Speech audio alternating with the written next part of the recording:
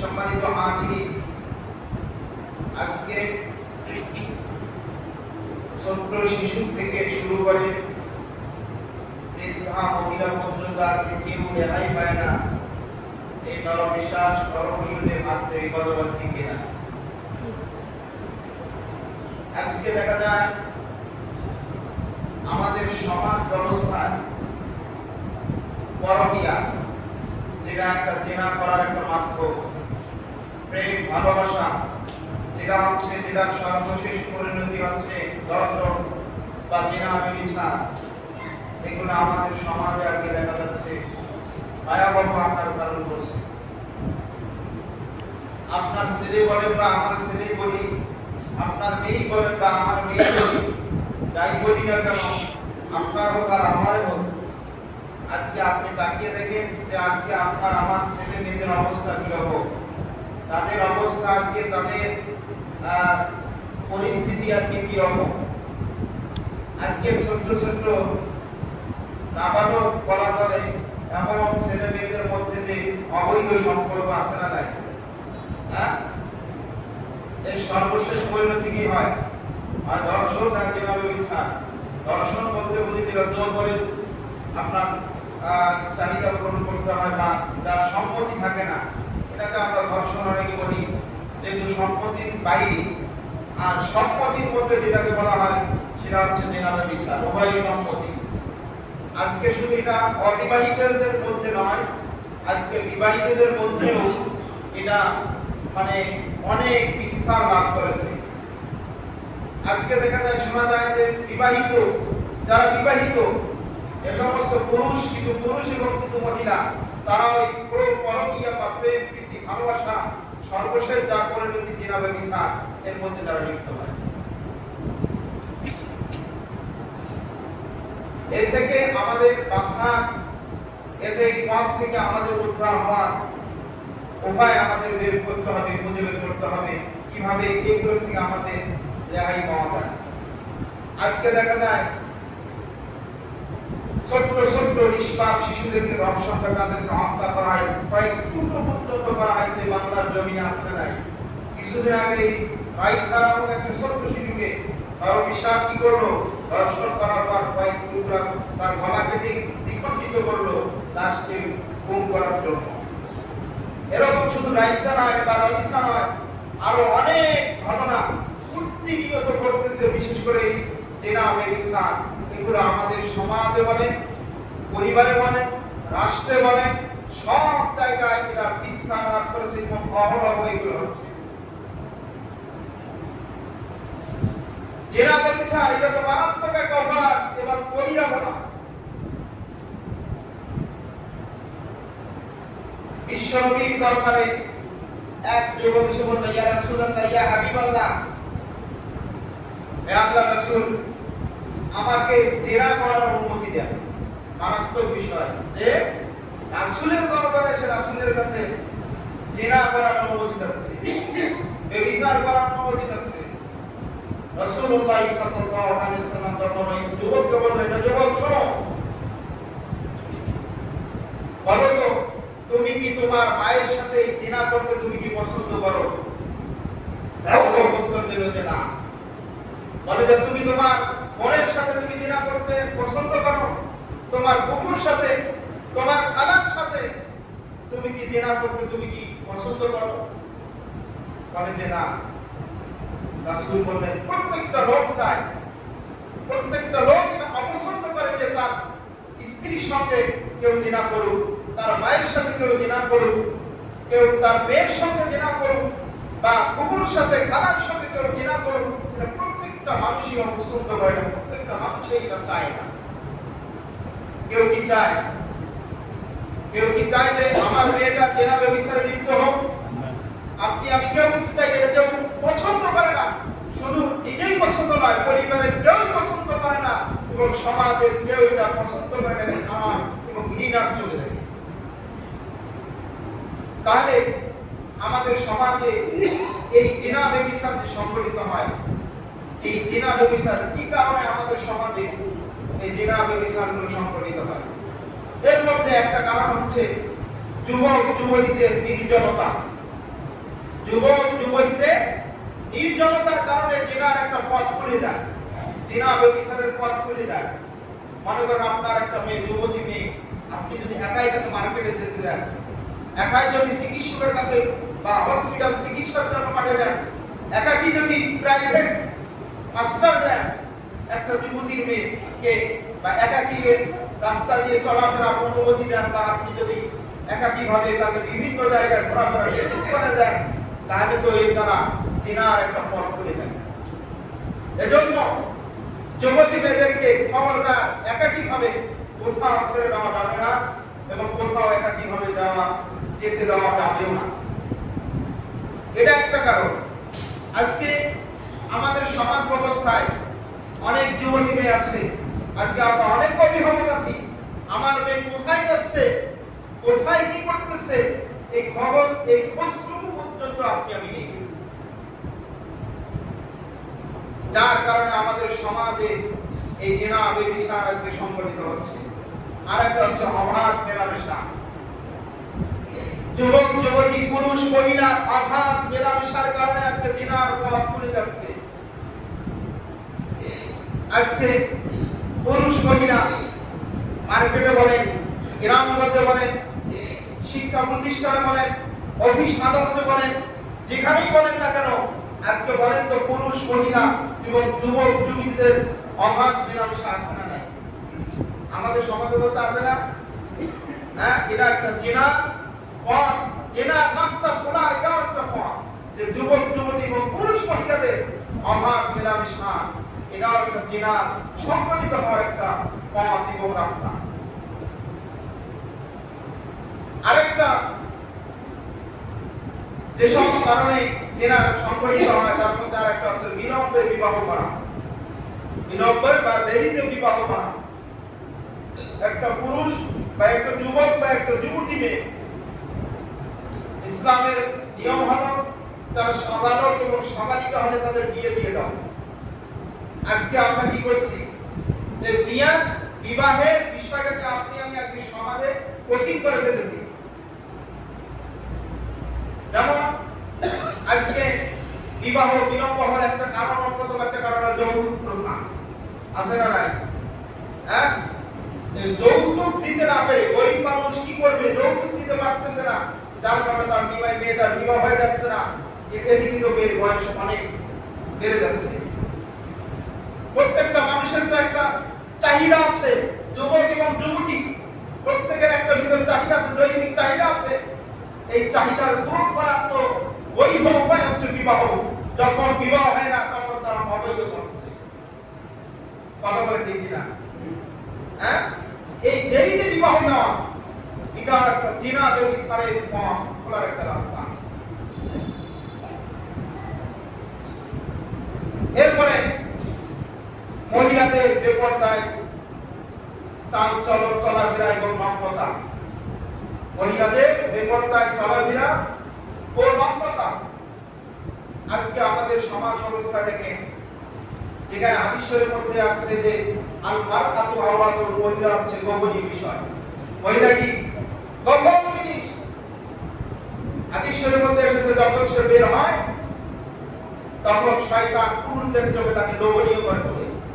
একটা মেয়ে বা একটা মহিলা যদিও দেখতে খারাপ, যদিও অসুন্দর, কিন্তু যখন সে বাইরে বের হয়, বেপরদায় চলাফেরা করে, তখন পুরুষের চোখে তার সেই মহিলা অনেক সুন্দর দেখায়। এটা শয়তান তার চোখের মধ্যে লোভনীয় করে তোলে বা সুন্দর করে দেখায়।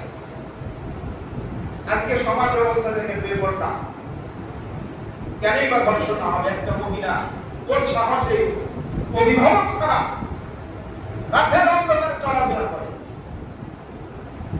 কোন সাহসে অভিভাবক ছাড়া একাই ভ্রমণ করে? আর কোন সাহসে বেপরদায় রক্ত পোশাকে চলাফেরা করে?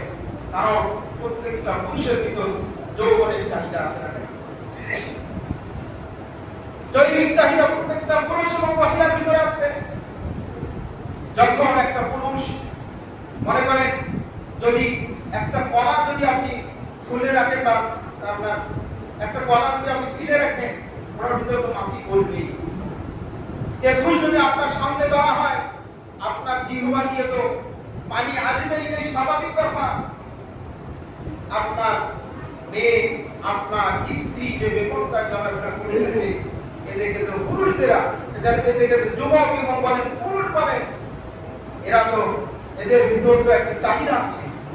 বেপরোয়া চলার কারণে আজকে ধর্ষণের পথ খুলে যাচ্ছে, জেনা ব্যভিচারের পথ খুলে যাচ্ছে।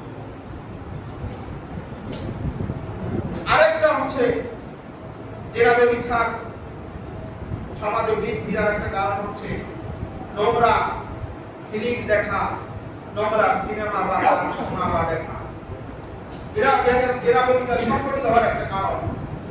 আজকে প্রত্যেকটা যুবকের হাতে স্মার্টফোন, আর স্মার্টফোনে এমন কিছু নাই যা তার মধ্যে নাই।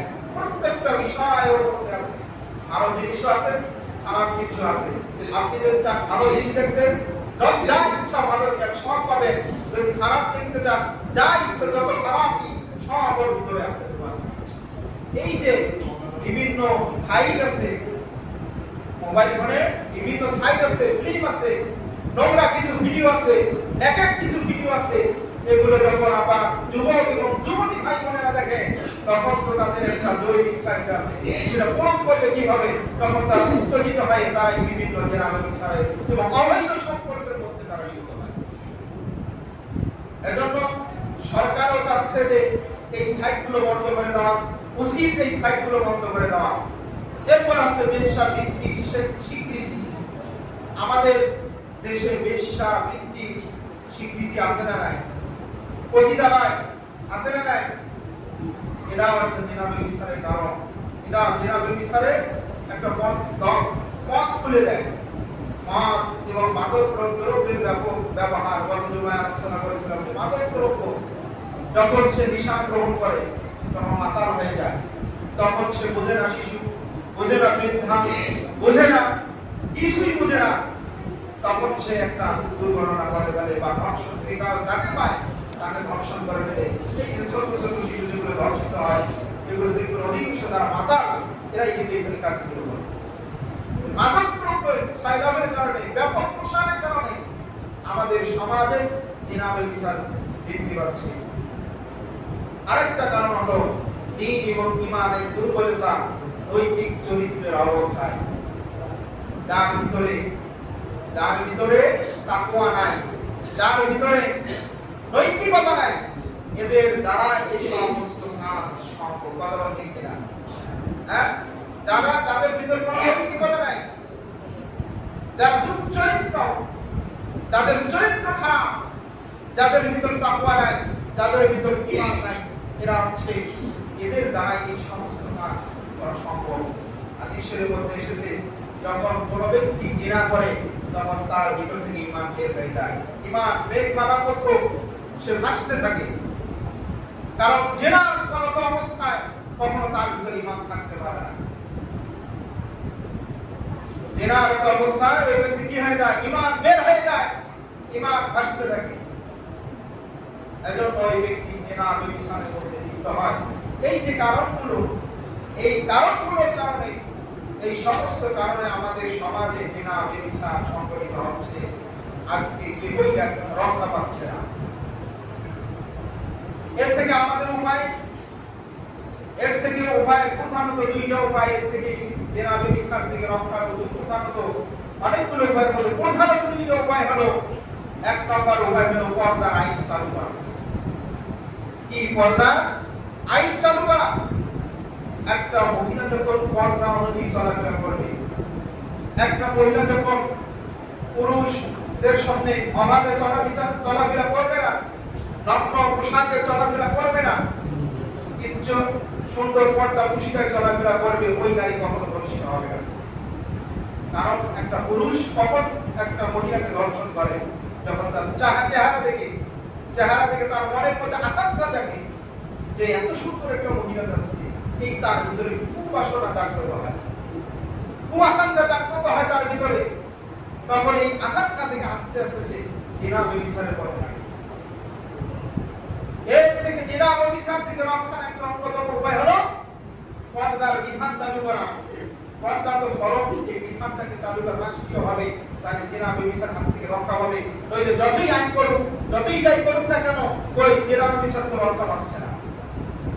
জেনা ব্যভিচার থেকে মানুষ তো নিবৃত্ত হচ্ছে না, আর দিন দিন জেনা ব্যভিচার বৃদ্ধি পাচ্ছে।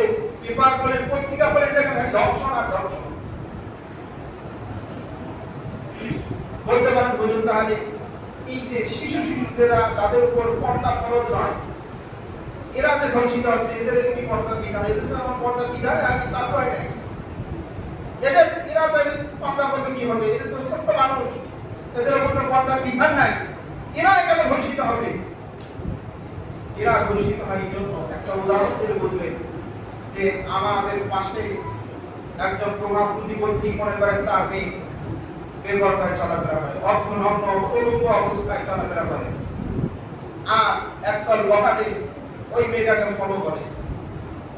সে তো ওই মেয়েকে প্রস্তাব দিতে পারে না, কারণ সে সমাজের সবচেয়ে ধনী ব্যক্তি, ক্ষমতাধর ব্যক্তি। তখন ওই যুবকগুলো ওই মেয়েটাকে দেখে মাতাল হয়ে যায়। তখন তাদের ভিতর যখন জৈবিক চাহিদা পূরণ করার জন্য যখন মাতাল হয়ে যায়, তখন তারা জিনা পায়, সেখানেই তারা তাদের কাজ ছেড়ে দেয়। তার মানেই হচ্ছে সব এর মূলে হচ্ছে এই শিশুগুলো ধর্ষণ হচ্ছে, এর মূলে হচ্ছে পর্দা না করা। আজকে যে সমাজের সমস্ত মানুষগুলো, মহিলাগুলো পর্দা করত, তাহলে এই ধর্ষণ আর হতো না। আরেকটা হচ্ছে ধর্ষণের যে বিধান আল্লাহ তাআলা দিয়েছে, ওয়াচ্ছানিয়াতু ওয়াচ্ছানি ফাজলিদু, যে আল্লাহ রাব্বুল আলামিন সূরা আন-নূরের 2 নম্বর আয়াতে বলেন যে ওয়াচ্ছানিয়াতু ওয়াচ্ছানি ফাজলিদু কুল্লা ওয়াহিদিন মিনহুমা, যে ব্যক্তি মিয়াতা জাত্তা, আল্লাহ রাব্বুল আলামিন বলেন যে ব্যক্তি জিনা করবে, সে জিনা করা পুরুষ আর মহিলা যদি অবিবাহিত হয়, এদেরকে 100টা করে বেত্রাঘাত করো। কয়টা করে? 100টা করে বেত্রাঘাত করো। এই আইনটি আছে আমাদের দেশে। এটা অবিবাহিত ছেলে এবং মেয়ের মধ্যে এই আইন। আর বিবাহিতরা যদি এই জিনা ব্যভিচারের কাজে সম্পৃক্ত হয়, তাদের আইন হলো তাদের অর্ধেক পর্যন্ত মাটির মধ্যে পুঁতে রেখে পাথর মেরে এদেরকে হত্যা করা। এরা হচ্ছে বিবাহিতদের ক্ষেত্রে আইন। বলেন তো এই দুইটা আইন কি আমাদের দেশে আছে? হ্যাঁ, ইসলামী আইন ছাড়া, ইসলামী আইনের বাস্তবায়ন ছাড়া এই জিনা ব্যভিচার এগুলো আমাদের দেশে কমবে না, ধর্ষণ কমবে না। আপনি যে পদ্ধতি গ্রহণ করুন না কেন, কারণ আল্লাহ জানে যে এই পথ বন্ধ করার পথ, জিনা ব্যভিচার বন্ধের পথ আমার আল্লাহ জানে। এটা কোরআনে আল্লাহ তাআলা নাযিল করেছেন। আজকে যদি আমাদের সমাজে কোন যুবককে 100টা বেত্রাঘাত করা হয়, বা 100টা কোন যুবতীকে 100টা বেত্রাঘাত করা হয় বা চাবুক করা হয়, এই শাস্তি যদি আমাদের সমাজে দেওয়া হয়, এই যদি আমাদের সমাজের মানুষ দেখে, কখনো তার ভিতরে জিনা ব্যভিচার করা এই আগ্রহ তাদের ভিতরে জন্মে না। যদি কোন পুরুষ বা মহিলাকে মাটিতে পুঁতে পাথর মেরে যদি হত্যা করা হয়, আর এটা যদি সমস্ত জাতীয় টেলিভিশনগুলোতে প্রচারিত করা হয়, এটা দেখে কোন ব্যক্তি, কোন পুরুষ কিংবা মহিলা জিনা করার সাহস পর্যন্ত তারা পাবে না। কিন্তু এই আইনগুলো এই আইনগুলো আমাদের দেশে নাই। আর এই আইনগুলো না হওয়ার পিছনে আমরাই দায়ী। আমরা ওই সমস্ত লোকদেরকে আইন প্রণয়ন করার জন্য তাদেরকে পাঠাই না সেখানে, বিধায় তারা এই আইন প্রণয়ন করে না। যাদেরকে পাঠাই তারা এই আইন পছন্দ করে না, যার কারণে আইন পাশ হয় না। যার কারণে আমাদের সমাজ থেকে, শিশু থেকে বৃদ্ধ পর্যন্ত আজকে কোন মহিলা আজকে ধর্ষণের হাত থেকে রেহাই পাচ্ছে না। এজন্য আসুন, আমাদের যারা মেয়ে বা ছেলে আছে, এদের আমরা দেখাশোনা করি, এদের খোঁজ খবর নেই, এরা কোথায় কি করতেছে এগুলো খোঁজ খবর নেই। আজকে কেমন জানি হয়ে গেছে যে ছেলে কিংবা মেয়ে একটু বড় হলে অভিভাবক আর একটুও খোঁজ নিতে চায় না। তার ছেলেটা কি করতেছে, কোথায় রাত কাটাচ্ছে, কোথায় যাচ্ছে রাতের অন্ধকারে, মেয়েটা কোথায় যাচ্ছে, এগুলো খোঁজে রাখে না, একটু উদাসীন হয়ে যায় আজকে অভিভাবক বলে। যার কারণে এই জিনা ব্যভিচারের সম্মুখীন হচ্ছে। আল্লাহ রাব্বুল আলামিন এই জিনা ব্যভিচার থেকে আমাদের দেশ এবং সমাজ পরিবারকে রক্ষা করুন। আল্লাহুম্মা আমিন। যারা সুন্নাত নামাজ পড়েন তারা সুন্নাত নামাজ আদায় করেন।